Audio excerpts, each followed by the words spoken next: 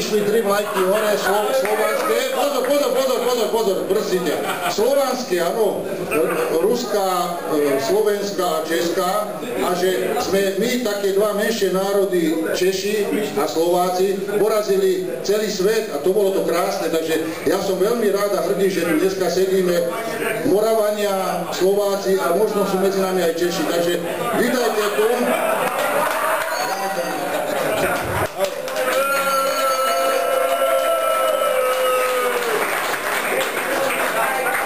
Ďakujem za slovo.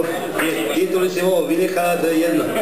Jednoducho sme sa tu dneska stretli ako jedna veľká fotbalová rodina a som rád, že takto to dopadlo. I keď ste mali z počiatku trošku problémy s tým cestovaním, ale my sme vás tu počkali, no neviem, či nám teraz pivo nebude chýbať. Či sme nevypili viac. No dobre, ale nakoniec to dobre dopadlo, ja si myslím, zahrali sme si pekné zápasy, priateľské, no tak ako my starí páni, ako tradičné, skoro vyhrávame,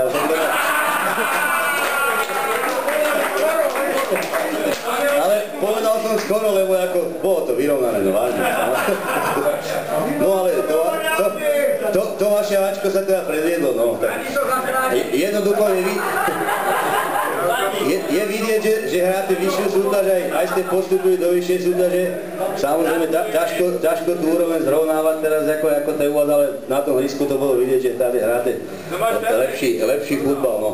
Takže ja by som vám chcel takto aj zagratulovať ako vášmu Ačku, ako som počul aj žiaci, aj dorastenci hrajú tieto krajské prebory a teraz aj teda Ačko tam postupuje, tak to je fakt veľká sláva pre vás. V Ukrajine je obec, ktorú ste prechádzali, jak ste išli dole brehom, ale potom po týchto brehoch, jak sa dobre už to neuvidíte až na budúce, lebo bude tmaké povedete, ale jednoducho takýto národ tu žije, slovenský, ťažká pôda, tu je ťažko sa robia, o tom nechcem hovoriť, ale jednoducho žijeme tu ako jedna rodina a si vás to radi privítali a takýto zápas sme odohrali, takže ešte raz, dneska to je taká oslava futbalu.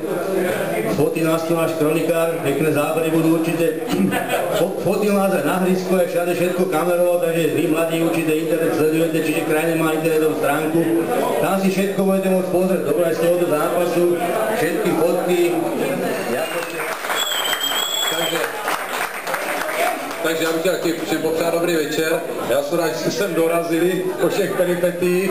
Já jsem říkal, že jsme se měli vylet do Chorvatska, protože víte, že jsme vyjeli asi o hodinu později, pak jsme měli nějaké ještě nepříjemnosti, že se nám polámal autobus, ale naštěstí jsme dorazili. Možná je to i dobře, že později, protože to počasí dneska bylo úplně perfektní. Myslím nejlepší za tu dobu, se spolu tak nějak spolupracujeme, že jsme mohli hrát, až když bylo počasí. Pro nás hlavně starý pány trošku takové, aby jsme tam ty cíly nenechali všechny a mohli si tady ještě někdy si nechat na večer.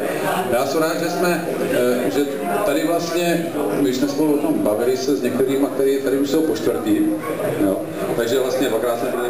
A i někteří ve stavu, kdy pak měli některé zdravotní problémy, takže jsem rád, že tady můžeme posedět.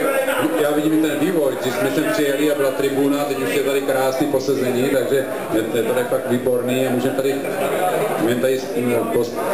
strávit celý večer. Dneska obec tady to vlastně, že celý zafinancovala, takže to je vďaka starostovi, říkáme tady Ivan. Já se tady můžeme potkat, že jsme si dneska mohli zahrát, že ti staří páni i Ačko si zahrali dobrý zápasy, na výsledci vždycky nezáleží. Ďakujem prezidentom a ja by som len poprosil jednu vec. Nebojte sa všetci tí, ktorí sa už netrafíme do starých pánov, ako napríklad ja, už ma tam nechcú.